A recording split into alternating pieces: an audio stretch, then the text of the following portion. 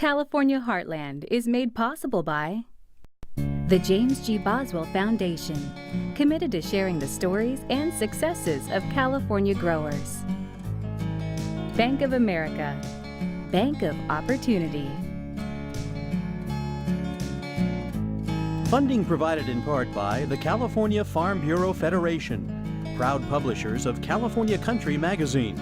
More information is available at californiacountry.org. And by the Almond Board of California. California almonds, loved around the world, grown in California's heartland. And by Real California Milk. This seal ensures your favorite dairy brands are made exclusively with Real California Milk. More information at realcaliforniamilk.com.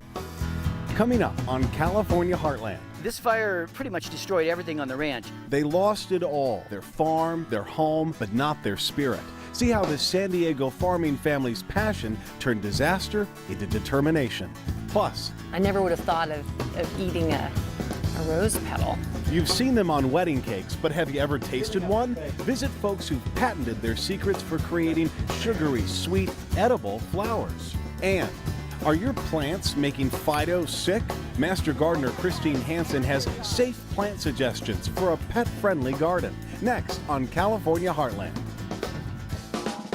From your backyard to the back country, in a field or on your family table, it's all about what keeps California moving and growing. This is California Heartland.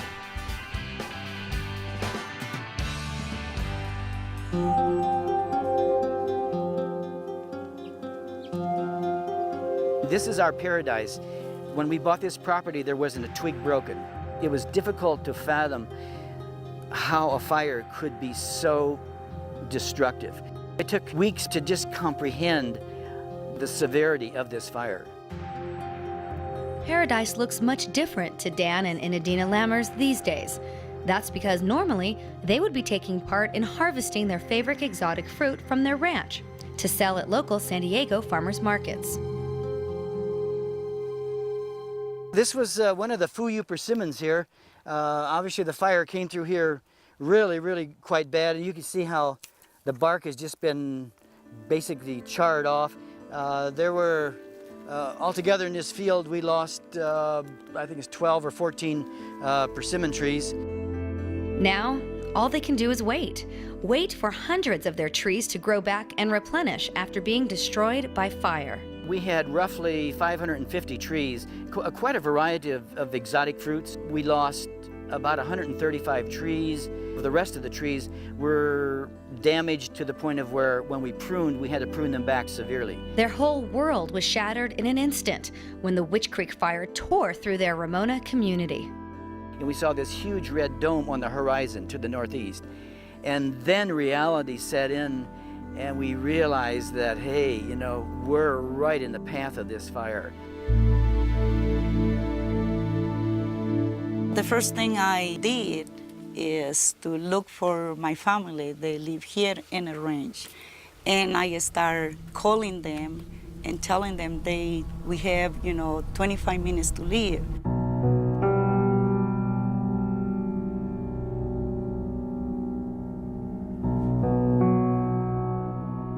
Dan says nothing could have prepared them for the severity of the fire or the shock of seeing their homestead the first time after it was all over. This fire really pretty much destroyed everything on the ranch.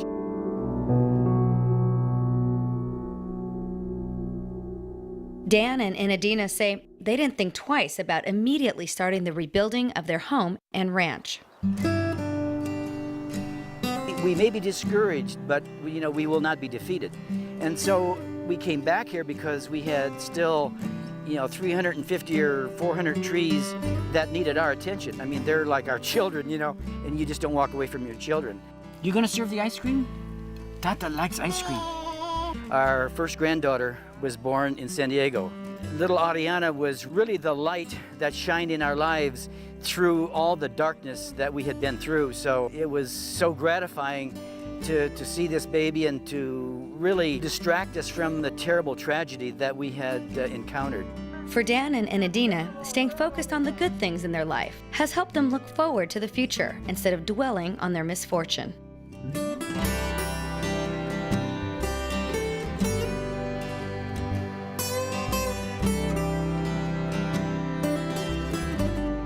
And seeing how resilient their trees turned out to be has been an unexpected surprise to the farmers, who say they're not giving up on their crops just yet.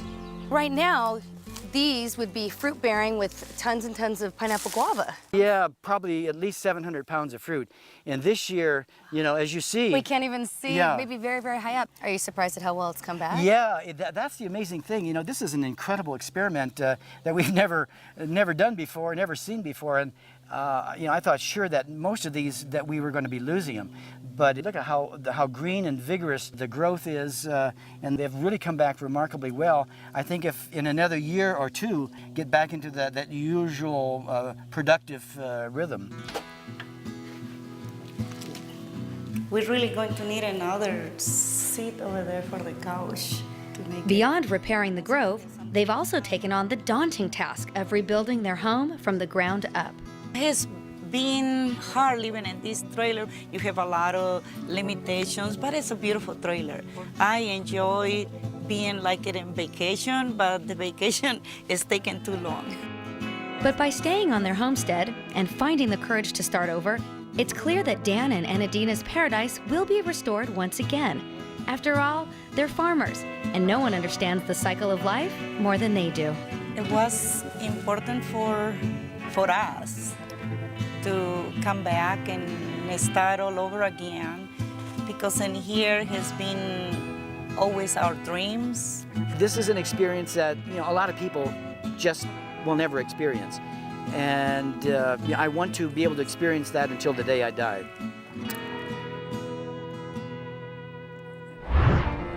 My name is Lindsay Fulton, and welcome to my California Heartland. These are my birds. We have 7 finches, 3 regular doves, 2 diamond doves, 1 cockatiel, and 4 parakeets. Just listening to them, they wake me up in the morning, and they sing a lot.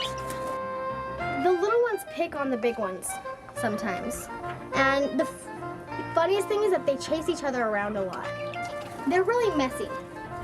They like to, on the bottom of the cage, they take the food and they fling it everywhere. The finch is an escape artist. I can't have the door open farther than about this wide or they will get out immediately. They're kind of like babies. They need a lot of attention. They're talking. They like a lot of attention, but they're really a joy. Thank you for coming to my California Heartland. Bye. California lamb, the perfect California meal. It's a great source of protein and is low in calories. It's also loaded with vitamins and iron. California is the second largest lamb-producing state in the nation. So why not roast, broil, or grill it up? Here with a great lamb recipe is food and lifestyle expert Laura McIntosh, bringing it home from the crops to your kitchen. The man to deliver great recipes is right here with us. Tony Baker from Montrio Bistro in Monterey. Yes, absolutely. The restaurant. Let's hear a little bit about it. Montrio Bistro, we're downtown Monterey, which is only about 20 minutes south of where we are right now. All right. Well, we're going to get our dish started, and all it is a matter of putting ingredients in the pan in the right order. Okay. So we have garlic. I'm going to put even more olive oil. Okay. You want a lot of oil for this recipe. All right. And am I getting the garlic to a brown consistency? Not right now, because it will with the eggplant. You're going to be cooking that down for a little bit. So I'm putting it in there. Yeah. Okay. This is an artichoke ratatouille, and all that means really is I'm going to put diced artichoke hearts in towards the end. And we're going to add onions, bell peppers. And at the very last minute, we're going to add our zucchini, yellow squash, artichokes, and these are oven-dried tomatoes. Oh, good. We're going to get straight to the heart of the matter here. Excuse the pun. Okay. And I'm going to take a serrated knife. It's just a regular bread knife. Okay. And I'm going to chop the top off. Well, you really took it all off. Okay, I'm going to whip the bottom off. Okay. Now, notice I'm not cutting it all the way back, because that's all the heart in there. You want to protect the heart. So I'm going to cut around the outside leaves, taking it all the way down to the heart. I'm getting there now. So you keep going around and around? You want to try and shape the knife around. Okay. Well, you want to get the heart. Yes. So there we go. We got that all cleaned up. Now we've got to take that green part off the bottom. Oh, this bottom. The bottom part, okay. yes. I'm going to cut that all the way around. Now there's our heart, see? It's beautiful. That is gorgeous. So I'm gonna clean that up with some citrus there to keep it nice and white. I'm adding an onion. Oh, you go, girl. Yeah, Okay. pop it in. We're going to pop that into the cooking liquid. It has oregano, red wine vinegar. We're going to pop those in there for about 20 to 25 minutes. Okay. After 20 minutes, of course, you're going to end up with cooked meat, which is what this is right here, which is going to be the ingredients for our ratatouille. Ratatouille. Next up, we have beautiful spring lamb. I've wrapped it in pancetta, which is an Italian cured bacon. I'm going to season these up a little bit. Now, there's a little bit of salt already in the pancetta, of course. So you have to be careful. Yeah, gotta be careful. Don't over season it. Okay. But I'm going to throw some extra black pepper on there. I love my pepper. I do too. I'm adding, by the way, the zucchini. Oh, you go, girl. All right, so I'm gonna sear those in the pan. Yes. So we put it into a really hot pan. Right. A little bit of olive oil. Get it seared, browned all the way around, and then Yes. we're gonna pop that into our oven and finish it off. All right, we're gonna do some marjoram. Marjoram is a herb that you don't hear much of. It's beautiful, it's fragrant. We're gonna add this wonderful chopped marjoram to our ratatouille. Okay. Delicate herbs like cilantro and marjoram you want to pop in towards the end. I'm going to pop it straight in the oven. Woo! He's quick. Did you see that? Yep. Okay. I got this in a hot oven. I like to cook things, well, it depends. I got it about 400 degrees. Okay, and that's only going to take, gosh, maybe 10 minutes because it's in a hot pan. We've already seared it all the way off. That was easy. Yeah, very easy. Okay, we wrap the lamb with pancetta. We're making the ratatouille. Pretty Not basic. too bad. Okay, what is this now? Now we got a sauce here, and I cheated. I made this at the restaurant. It's made from lamb stock as a base. Okay. And I have in there some sherry vinegar, some red wine, some herbs, some vegetables, mirepoix, which is carrots, onions, leeks, celery, is our big staple. Yeah. And that's got just a tad of cream at the end. Okay, all right. That would See, go that's well easy. with this dish. All right. We're going to pull that out of the oven. Oh, yeah, look at that. Lovely. Oh, that looks beautiful. Woo, yeah. Okay, good. All right, Laura, would you mind popping that marjoram into that ratatouille for me? Perfect. All of it? Thank you so much. Sure, why not? Okay. Oh, Now that Smells is what delicious. it's supposed to look like, everybody. That's great. okay. I'm going to just cut the ends off, just trim the ends off. Okay. And I'm going to cut 3 1-inch pieces for 1 serving. And let's see. Oh, yeah, look at that. Oh, that Gorgeous. looks great. Gorgeous. From you there. Does it look Thank you very good? much. We're Oh, doing it's- good? Laura, you did well. You did well. Awesome. Okay, I'm going to pop this dead in the center of the plate. Okay. You know, it'd be a nice touch to use a ring, a pastry ring. But, you know, let's face it, I wouldn't do that at home. At home, yeah. And, I you wouldn't know, do it at home. Yeah. I might do it at home if I was a weekend warrior. Yeah. You know, doing this for the weekend. Okay, we're going to pop this dead in the center like that. Just, oh, delicious. Yeah, I'm going to drizzle that around the outside like that. Look at that. Tasty. Okay, I'm ready to roll. That's easy. Yeah. And you said that you would make these easy enough for us to do at home, and I think, Tony, you have. Wonderful. On this arid hillside 20 miles east of downtown San Diego, John Clemens grows and sells flowers. Here you'll find bright orange marigolds, rows of strawberry parfait dianthus, and colorful stock. Yet, despite their beauty, none are destined for bouquets. Instead, the blossoms here feed a different market. I never would have thought of eating a rose petal. Yeah. It's I think good. this is my favorite. It's good. Everything Clemens grows is organic and edible. A former computer programmer, Clemens started growing herbs here with his brother in the early 80s as a way to earn cash. Soon he became one of the first U.S. farmers to grow edible flowers, sold mostly to high-end restaurants. Today, Sunset Farms remains among the nation's largest edible flower producers. We'll average about 50,000 flowers a day production for Monday through Friday, and then the crops will recover over the weekend. And it's amazing. When you started this and you're out peddling edible flowers, I mean, did people think you were crazy? You know, that was a tough one. I'd say, hey, I'm growing these. Are you interested? And they go, nah. Well, you know, we like the parsley and the mint that we're using as a garnish. I don't see that in our restaurant. It's a lot of closed doors. Today, with help from his fiancée Diane Richards and her daughter Shanna Johnson, Clemens has parlayed the success of Sunset Farms into a second venture called Sweet Fields.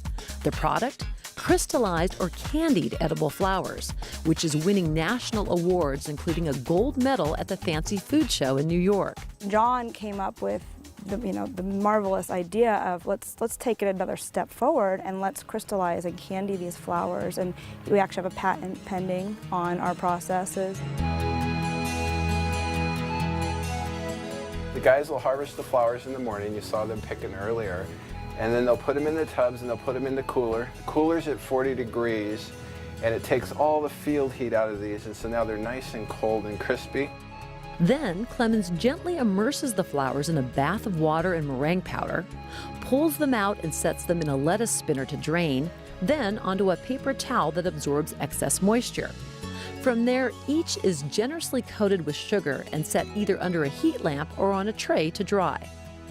Among Clemens' edible inventions, these glazed and waterproof flowers that float on hot and cold drinks, shimmering candied flowers dusted with 24-karat gold, and the latest release, chocolate dip flowers, all of them made on the farm. And right here we have a tray of crystallized pansies. You can taste one if you'd like. I'd love to. I'll try this one right here. Ooh, this looks great.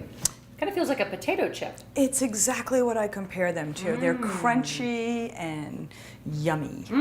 And there are rose petals, delicate violas only a half an inch in diameter, and chunky snapdragons, all of them infused with fruit flavors.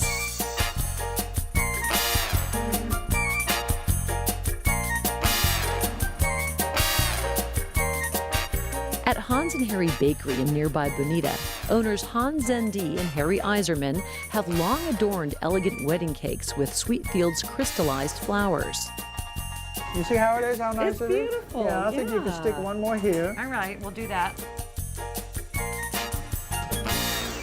Fueled by an unending supply of flower power, Clemens and Richards can't seem to stop new business ideas from blossoming. So, what's next? So we have a whole line of jewelry now. And the jewelry is actually called blooming jewels. And so we make necklaces and earrings and bracelets and just a lot of different things. Yeah. Sky's the limit. The roots of California's farming families grow deep. This is the heritage of our heartland.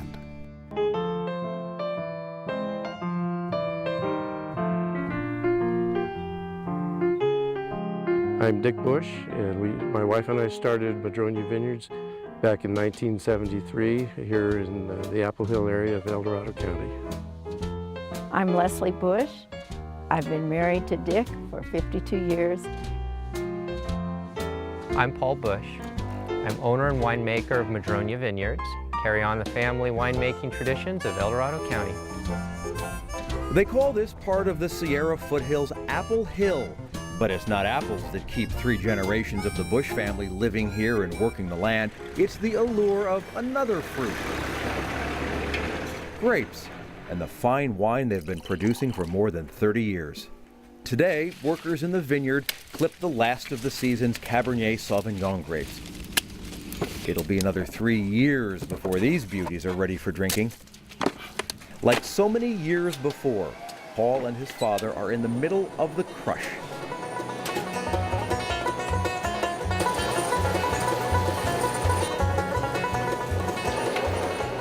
It is a ritual the Bush family has mastered since the early 1970s, when Dick and Leslie plunked down about $50,000 for 52 acres. Back then, it was just a brushy hillside with a gorgeous madrone tree towering above the land. Well, it's a tree that was obviously very large and very old even when we bought the property. And it became our namesake for a variety of reasons. One, I just liked the sound of Madrona. Running a winery was not what Dick and Leslie expected when they got married 52 years ago. They met in college. His roommate was her brother. My brother brought down a friend, and I got a friend, and we went for a double date. So I was going to San Jose State, and he was going to Stanford. But Dick's education had nothing to do with winemaking. He worked as an engineer for Ford in Detroit, but in 1967 moved the family back to Leslie's hometown of Placerville. In 1972, they found this patch of land they set out to preserve and make productive. Local farm advisors gave them a choice. The soil could sustain Christmas trees or wine grapes. And if you had made a different decision back in 1972, we'd be in the middle of Christmas trees. Yes, but yes, we would be. We wouldn't be having nearly as much fun now either. The fun included enlisting an army of family and friends to clear the brush and plant the vines. Back then it didn't really hit that we were just going to start a vineyard. When it really hit is when we started planting the vineyards, and we got paid for each vine that we planted. Today, Madrona covers about 70 acres, producing 24 grape varieties. There is a tasting room where most of the family wine is sold. Right now, the winemaking facility is capable of bottling about 12,000 cases of wine, proudly marked by the Madrona tree, still standing strong. Ready? Go. Because of ants? Glad you didn't cut it out. There wasn't much chance that I was going to cut it out. The business is still quite a family affair. It's been passed down to Paul, who is the owner and winemaker. We didn't know for sure whether any of our children would want to carry on with it. And you don't want to force something on anyone. And so we were really pleased when Paul came back. And then when Maggie has come into the family too. Maggie runs the business end of the winery. That includes everything from budgets to marketing. Right. Paul and Maggie have 2 daughters, Tessa, who's 5, and Hannah, who's 8. We get to crush and we sometimes get to help pick. I hope that whatever they do, it's just something that they want to do. And if it's the winery, that's great. What's in your heart at the end of the day when you fill up a glass of wine and think of all you've accomplished? I'm amazed that we are where we are. You get to make something that other people can really enjoy. Paul and Maggie. Mom and Dad for doing this for so long. Cheers. Everyone's a farmer when it comes to their own backyard. Try these tips for doing it homegrown. So you love your pets and your yard. An impossible combination? Well, it doesn't have to be. We're going to show you how you can bring these 2 passions together in a harmonious and safe environment. Come on, Poodles. Come on, guys.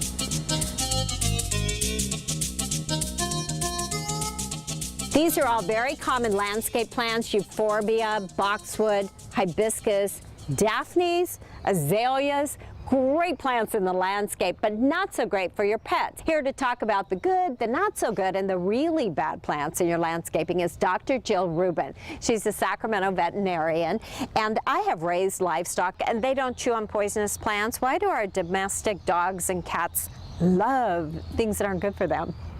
They want to chew on things because it tastes good, it smells good, and sometimes they're just a little bored. So what does this plant do once it gets inside our animal? Well, each plant has a different toxic component to it. So some of them can cause kidney disease, some of them can cause liver disease, others can cause vomiting or gastrointestinal issues. So you need to make sure you're aware of which plants in your garden are toxic to your pets. How do we deter animals from eating them? Well, there's several things. You can actually purchase fencing, or you can plant other plants around the toxic plants that don't smell good to your pets.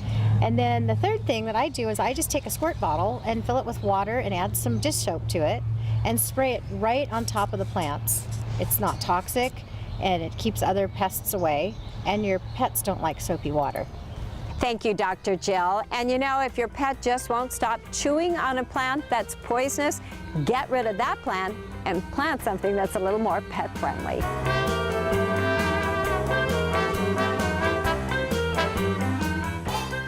So if you're going to be planting new shrubs or flowers in your yard, select ones that are good, non-toxic for your pets. This is a variety. We've got some snapdragons. These are great annuals in the fall and winter. The pets love them. Crepe myrtles are universal throughout California. Drought resistant, great color, and this is a dwarf version but non-toxic as well. Another pet-friendly plant is our gardenia, which has those beautiful fragrant flowers, and it's evergreen. There's another version, this dwarf version of that. And then we've got date palms. So there are plenty of good plants to select that look great in the garden and are good for these guys too.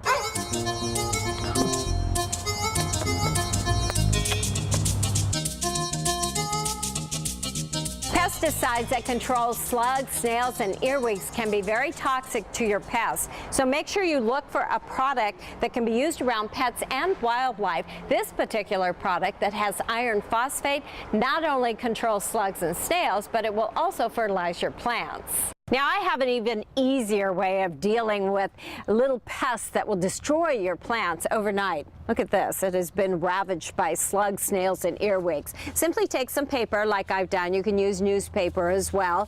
And you're going to roll it up tight. You're going to put it under the plant so you can place these throughout the garden overnight. Slugs, snails, earwigs love damp, dark places. In the morning, pick them up, put it over a bucket of soapy water, and hit them all out, they die, and you've controlled your pests in a pet-friendly way.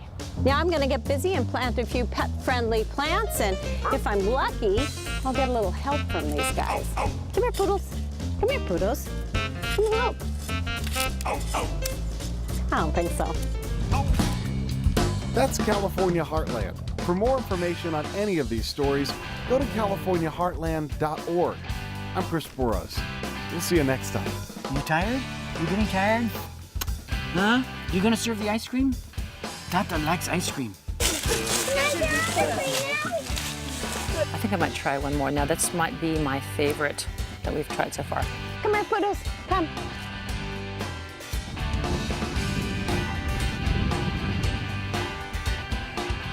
To order a copy of this show, visit us online or call 1-888-814-3923. The cost is $14.95 plus shipping. California Heartland is made possible by the James G. Boswell Foundation, committed to sharing the stories and successes of California growers. Bank of America, Bank of Opportunity. Funding provided in part by the California Farm Bureau Federation, proud publishers of California Country magazine. More information is available at californiacountry.org. And by the Almond Board of California. California almonds, loved around the world, grown in California's heartland. And by Real California Milk. This seal ensures your favorite dairy brands are made exclusively with Real California Milk. More information at realcaliforniamilk.com.